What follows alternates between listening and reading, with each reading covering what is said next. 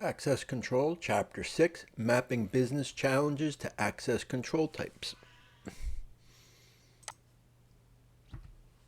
Learning objectives and key concepts. Learning objectives. Design appropriate authentication solutions throughout an IT infrastructure.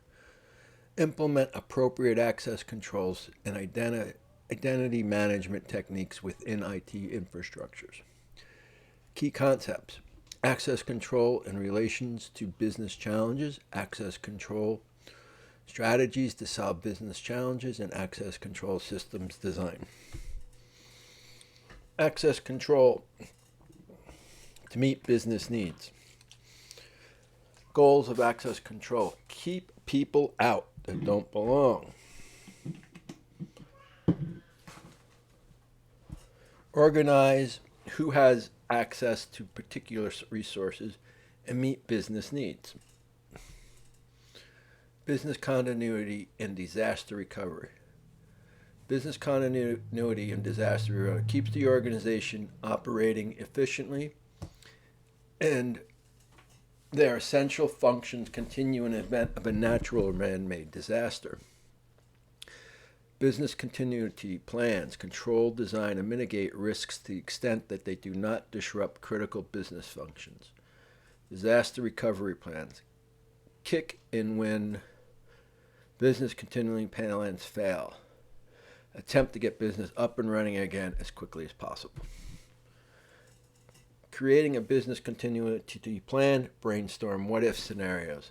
Some disasters cannot be prevented: earthquakes, natural disasters, whether you plan for them or not. Other disasters can prevent, minimized through planning and strong access control. Disaster recovery. Access control and crucial in the aftermath of disaster. Disaster recovery includes procedures in place to restore essential business as quickly as possible and reassure customers the situation is under control. Possible concerns: access to key personnel, servers offline, customers facing websites down, damaging building or equipment, or lack of power. Solutions: alternative facilities, backup systems to offsite servers, inform employees, mechanisms to authorize first responders to access crucial information, training in disaster recovery. Customer access to data, key specifications: allow a customer to create and update their own account information, allow customers to create orders, deny access to any information not directly associated with the customer. Customer access to data: need to know at least privilege only those with legitimate needs to have access to sensitive data. Technological access control: strong password policies, intrusion detection systems and firewalls.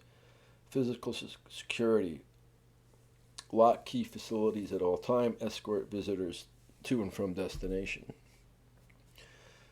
Customer access to data. Administrative policies: policies should be in place to handle lost or stolen badges, acceptable use of computers and other resources, and potential risks. Employee training: employees should be trained to recognize social engineering tactics. Employees should be periodically retrained in security policies and best practices. Risk and mitigation: risk avoidance methods. Risk avoidance, risk acceptance, risk transference, and risk mitigation. Risk avoidance: choosing to avoid an activity that carries some elements of risk. Risk assessment: accepting the risk and doing what you need to do anyway. Risk transference: shifts the potential negative consequences of risk from one organization to another. Risk mitigation: combines and attempts to minimize the probability and consequences of risk. Differences to keep in mind: a vulnerability is a weakness in a system that can be exploited. A threat is a potential attack on a system. Risk occurs when a particular threat will exploit a vulnerability. Threats and threat mitigation: confidentiality, integrity, availability. Vulnerabilities and vulnerability management. Operating system: vulnerable to viruses, malware, unauthorized access, overflow attacks, keep operating systems up to date. Applications introduce vulnerabilities through design flaws or bugs managed through testing and patching. Vulnerability to social engineering and insecure passwords controlled by training and policy mandates. Solving business challenges with access control strategies. Creating a comprehensive access control strategy to find your subjects and objects, common subjects, user application and network devices, characterize them in groups and roles. Groups allow you to generalize access privileges needed by several subjects. Roles allow you to separate a subject's functionality from its identity. Determine who needs what. Determine whether an external subject will have access to internal systems data. Employees with access to systems and data. Access should be only granted to users with a legitimate need to access the data or resources. Modified access privileges if a user needs to change in the future. Do not assign privileges based on user status within the user organization. Employees with access to systems and data, creating groups and roles. Focus on roles and job function rather than individuals when deciding a user's need to access resources. Groups and roles are simplify the task of administrating permissions. Employees can be easily removed from the group as they transfer to other departments or leave the company. External access systems. Determine if external subjects will have access to internal systems or data. Common external subjects include third-party vendor, application softwares, external contractors, employees with remote access. Access should be limited to the lowest level privilege needed to perform the necessary task. Employees with access to sensitive system and data. Regulatory compliance, privacy, business continue and competitive advantage. Administration of strategies. Plus, how will the new accounts be created and new access granted? How will accounts be removed if access levels are to be lowered? Technical strategy. Discretionary access control. Rights are assigned by the resource owner. Mandatory access control. Rights are assigned by the central authority. Role-based controls. Rights are based on the user's role rather than their identity. Automated account review.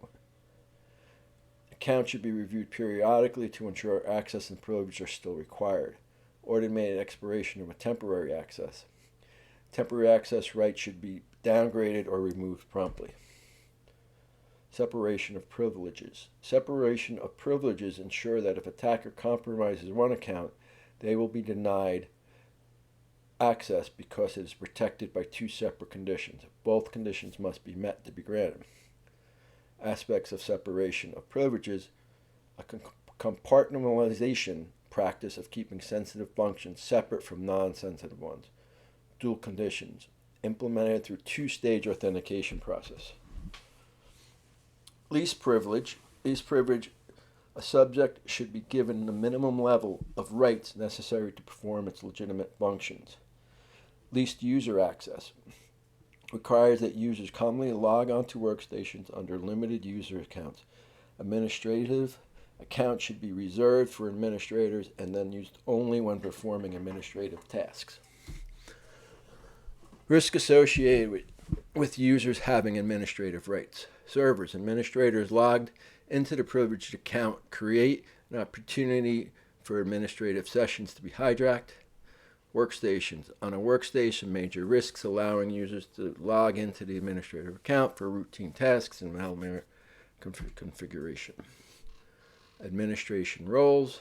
Administrator creates users' accounts and assigns privilege, install software and devices, perform low-level systems maintenance tasks. User views the status of services, drivers, processes, and so on. Runs programs, logs files, makes limited changes to registry entries, adds, modified, and deletes data. Guest limited version of user's account, enables to run only specific programs and specific data. Need to know. Basic levels of information. Existence information. Subjects only need to know whether or not a certain piece of information exists, if it matches a predefined pattern. View partial information. This is the most common level of need. Most users will need to know some sensitive information, but not all. View full record. The need for this level of access is rare. It should be granted only to those who cannot perform their job function with partial access to information. Input-output control. Control how users interact with the data and devices that introduce new data to the system. Output. Concern with the output of data either to the screen printer or other device. Access control systems design principles. Least privilege, separation of privileges, economy of mechanism, least common of mechanisms, least astonishment, open design, complete mediation, default deny. Case study and examples. Private sector case study.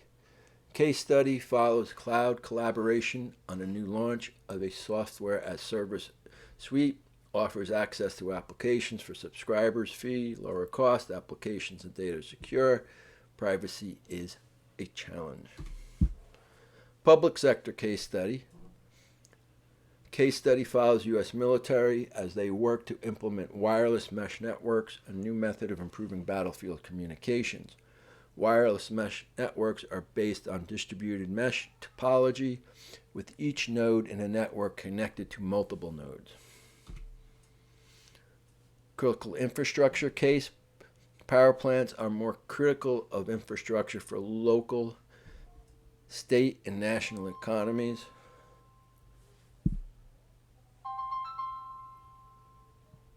Case study examples. And access control is a relation to business challenges, access control strategies to solve business, and access control thing.